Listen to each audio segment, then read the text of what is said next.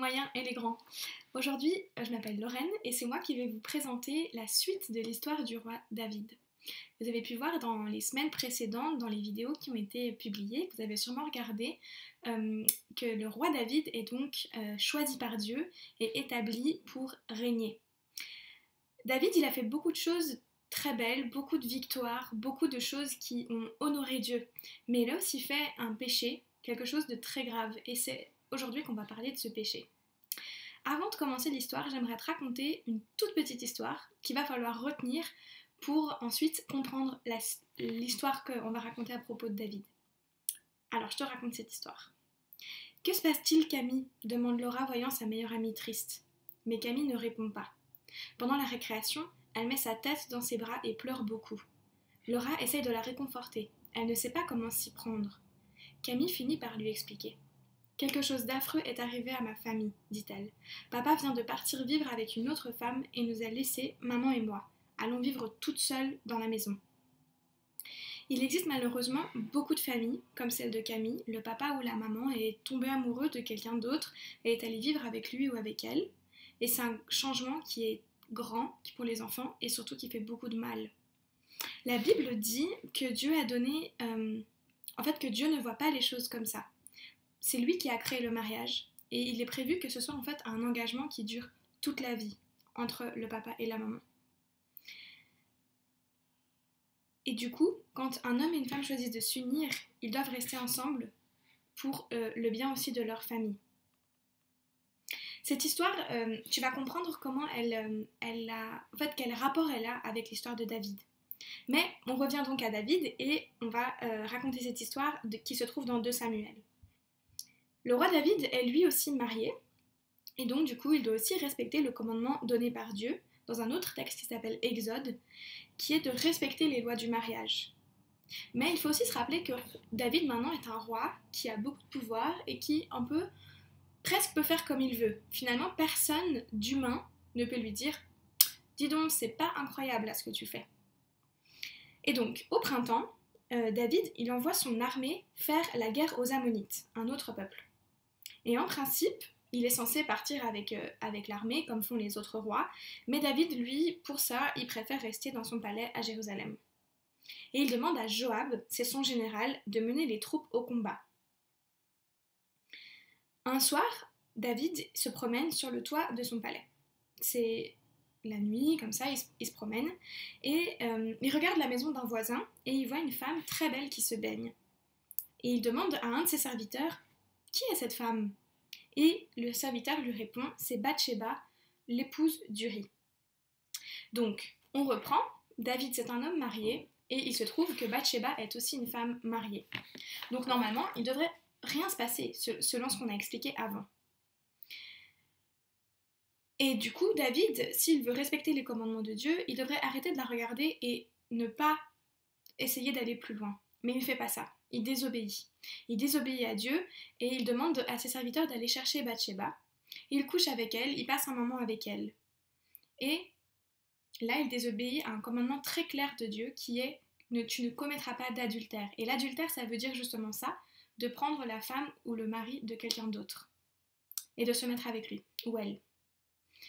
Donc, la première erreur de David, c'était d'une part de regarder cette femme et de continuer en fait de vouloir l'avoir pour lui.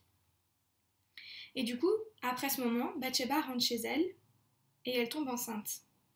Et lorsqu'elle dit à David « j'attends un enfant », David il sait que ça vient de lui parce que le mari de Bathsheba, Uri, il était au combat justement avec Joab dans la guerre dont on a parlé avant.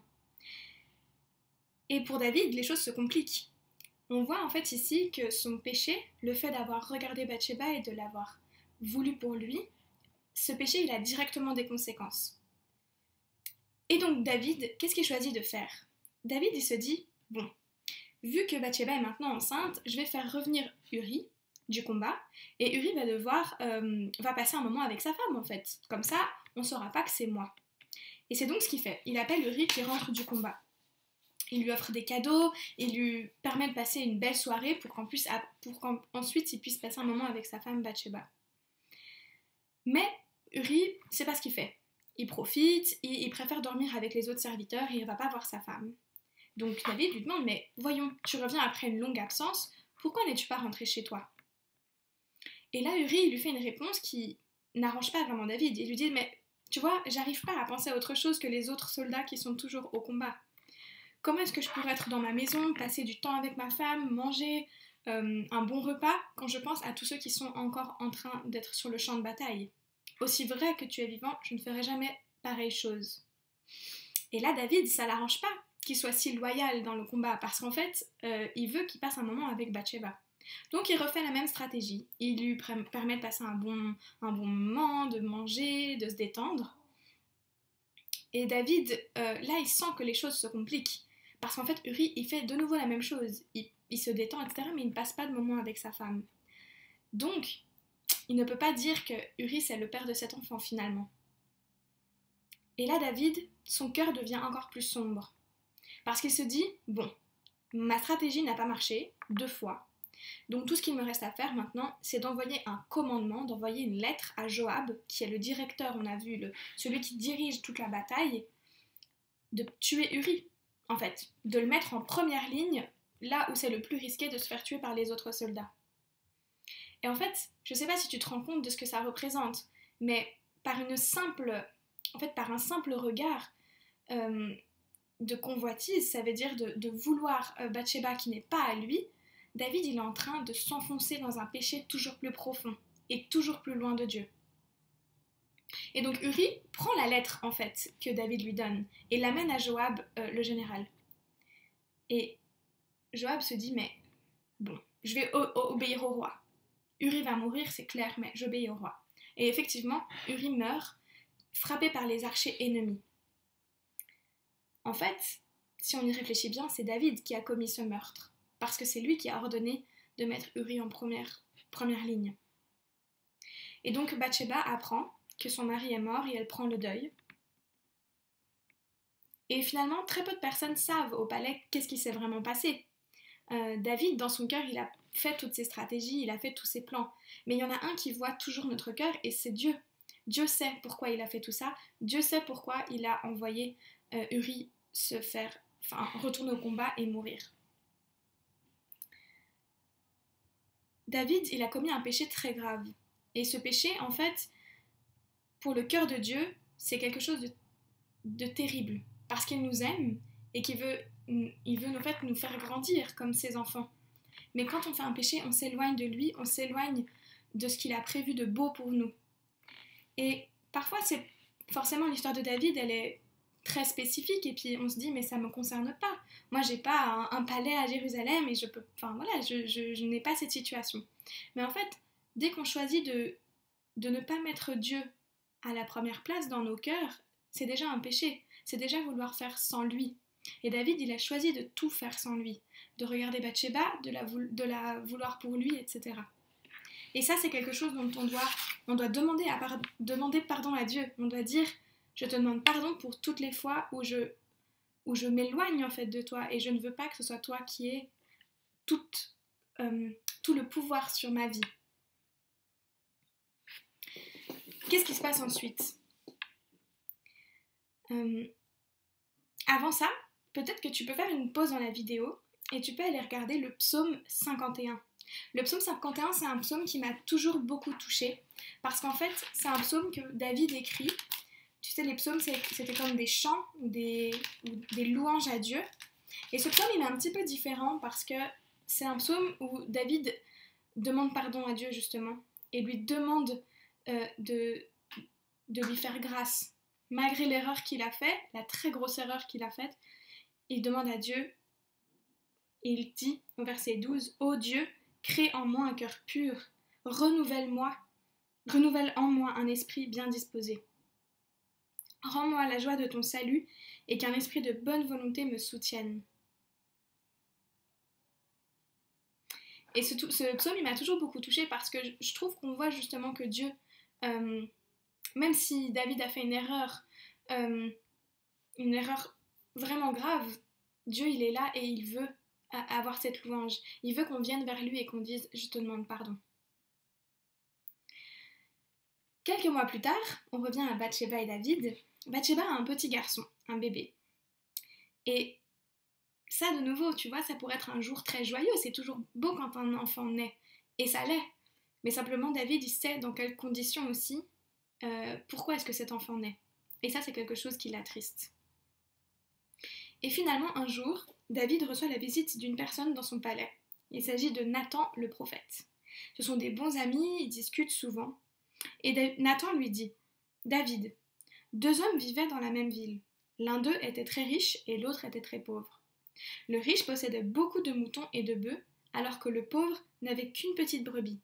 Cette brebis était un véritable animal de compagnie pour sa famille.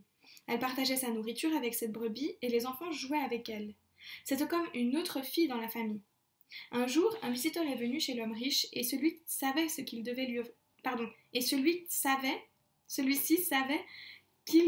offrir un repas. Un jour, un visiteur est venu chez l'homme riche et celui-ci savait qu'il devait lui offrir un repas. Mais au lieu de tuer un de ses nombreux animaux, il est allé dans la maison de l'homme pauvre, a pris sa petite brebis et l'a tuée pour la servir à son serviteur. Cet homme mérite la mort, déclare David. Il dit. Mais en fait, il ne se rend pas compte. Pourquoi est-ce que le prophète lui raconte cette histoire? Et Nathan, il lui dit, David, tu es cet homme-là. Ce message, il vient de Dieu.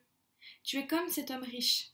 Dieu t'a donné beaucoup de choses. Il t'a protégé de Saül, on l'a vu ça dans les histoires. Il a fait de toi un roi. Il t'a fait régner sur tout le pays. Il t'a donné beaucoup d'autres bénédictions.